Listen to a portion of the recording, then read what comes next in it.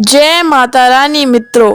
नमस्कार प्रिय मित्रों, स्वागत है आप सभी का हमारे YouTube चैनल विशाखा धर्म गंगा में।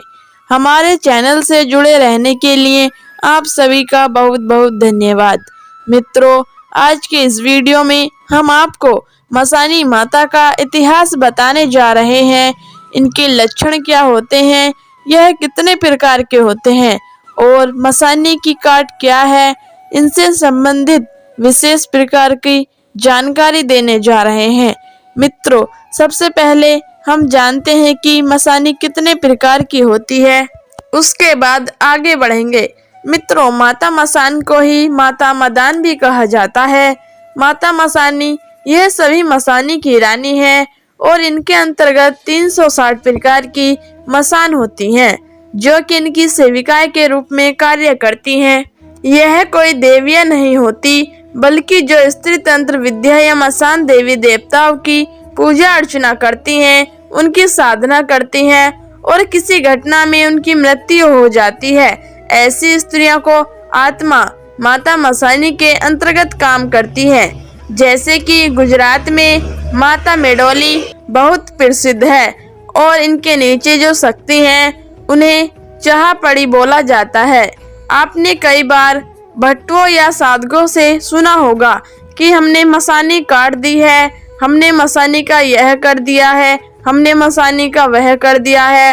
और कई लोग तो अज्ञानतावश यह भी बोल देते हैं कि हमने मसानी को भगा दिया है।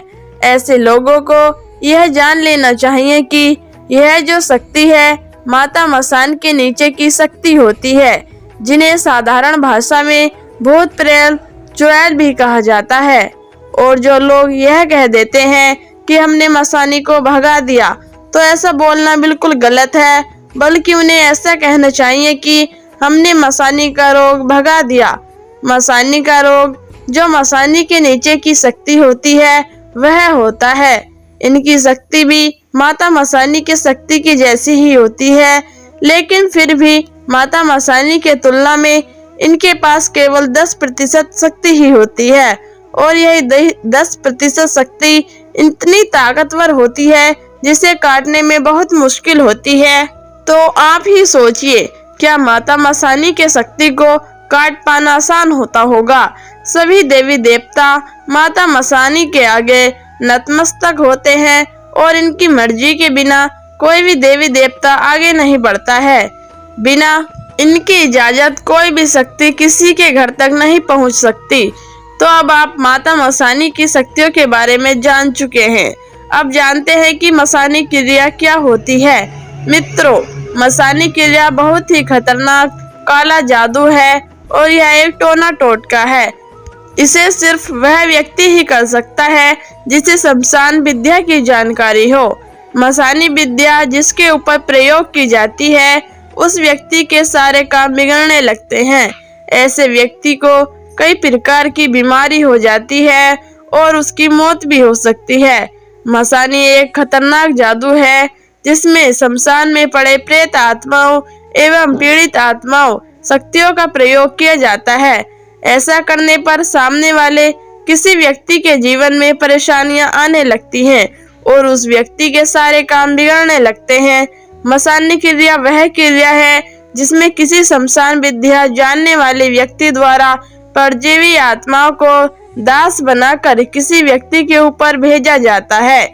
यह क्रिया जिस भी व्यक्ति के ऊपर होती है, उसके घर में कभी भी शांति का माहौल नहीं बनता है, साथ ही उनके घर में कभी भी खुशी का माहौल नहीं रहता है।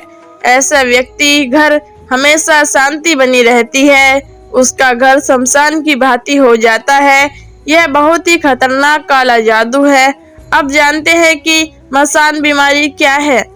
मित्रों, मसान की बीमारी एक प्रकार की भूत प्रेतों से संबंधित बीमारी है, जिसने किसी व्यक्ति के द्वारा दूसरे व्यक्ति के ऊपर मसान का प्रयोग किया जाता है, जिससे कि उस व्यक्ति एक व्यक्ति के परिवार के ऊपर भूत का साया बना जाता है और उस व्यक्ति एवं उसका परिवार दोनों ही बहुत ज्यादा परेशान होते हैं। और ये मसान व्यक्ति और व्यक्ति के परिवार दोनों को डराता है, जिससे कि उसके घर में कभी भी शांति का माहौल नहीं रहता है।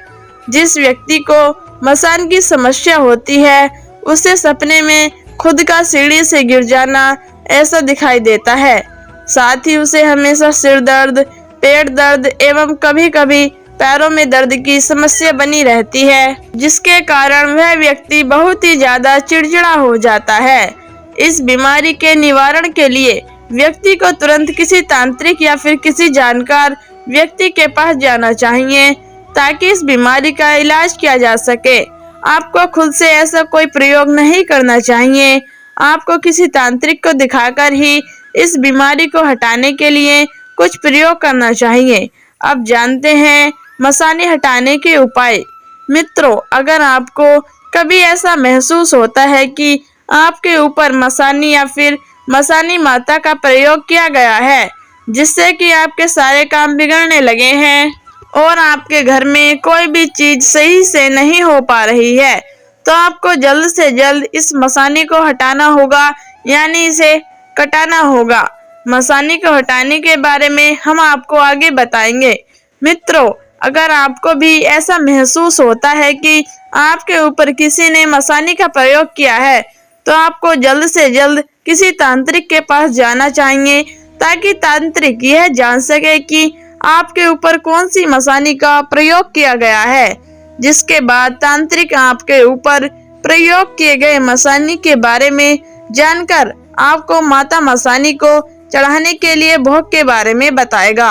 और अगर किसी वजह से आपके ऊपर कौन सी मसानी माता का प्रयोग किया गया है यह पता नहीं चलता है, तो ऐसी स्थिति में माता मदान को भोग लगाया जाता है, क्योंकि कहा जाता है कि माता मदान की बात कोई भी मसानी देवी नहीं टालती हैं। यह सब प्रयोग आपको किसी तांत्रिक के पास जाकर ही करवाना चाहिए। अब जानते हैं मसान बाधा पीड़ितों के लक्षण। मित्रों, अगर आपने अपने आसपास की चीजें सकारात्मक नहीं बल्कि नकारात्मक प्रतीत होती हैं, तो आपको कुछ भी सही नहीं लगता है, ऐसा लगता है कि कुछ बुरा होने वाला है, तो यह मसान का बाधा हो सकता है। जो भी व्यक्ति इससे पीड़ित होता है वह हमेशा थोड़ा झुककर या अपने पैरों को कुछ ज्यादा ही खींचकर चलने लगता है, जिससे कि इसका पता लगाया जा सकता है। पीड़ित व्यक्ति को दिन भर सिर दर्द एवं पेट दर्द की समस्या बनी रहती है। साथ ही साथ इसकी वजह से वह बहुत ज्यादा चिड़चिड़ा भी हो जाता है। जो व्यक्ति इससे पीड़ित होता है उसे सोते वक्त बहुत ही ज्यादा बुरे सपने आते हैं। कई बार सपने में उसे खुद सीढ़ी से गिर जाना ऐसा भी दिखाई देता है। कभी कभी पीड़ित व्यक्ति को पेट और सर के साथ साथ पैर के दर्द की भी शिकायत रहती है। पीड़ित व्यक्ति के शरीर या फिर कपड़ों से बदबू आती है या फिर उसके आसपास वाले जगह से बहुत ही ज्यादा बदबू आती है। यह बदबू सड़े हुए मांस जैसी होती है, जिससे कि उसका दम घुटने लगता है। अब जानते हैं मसानी से पीड़ित व्यक्ति का उपचार। मित्रों, अगर बात करें मसानी की, तो यह चेचक है, जिसे देहात यानी गांव में के इलाकों में मसानी के नाम से जाना जाता है। और यह रोग शीतलता माता के कोट से ही किसी व्यक्ति के शरीर में पनपने लगता है। और अगर मसानी को हटाना है तो उसके लिए कई प्रकार के भोग लगते हैं, जैसे चावल, आटा, नारियल, कच्ची लस्सी, गुड़ आदि। इन सभी भोगों को पीड़ित व्यक्ति के द्वारा शीतला माता को भोग लगाया जाता है, जिससे मान्यता है कि शीतलता माता की कृपा से यह रोग पूरी तरह समाप्त होता है, क्योंकि शीतलता माता अपने साथ एक कलश सूप एवं नीम के पत्तों एवं झाड़ू धारण करती हैं और इनका संबंध सीधे इस रोग को खत्म करने से होता है, क्योंकि कलश से पीड़ित व्यक्ति को शीतलता मिलती है। सुख से उस व्यक्ति को हवा किया जाता है और साथ ही झाड़ू की वजह से चेचक फटने लगते हैं तथा नीम के पत्ते उन्हें सड़ने से बचाते हैं तथा ठीक करने में मदद करती है। दोस्तों, आपको यह जानकारी पसंद आई हो तो वीडियो को लाइक करके चैनल को सब्सक्राइब जरूर कर देना। मिलते हैं फिर किसी नई जानकारी के साथ, तब तक अपना ख्याल रखना। धन्यवाद।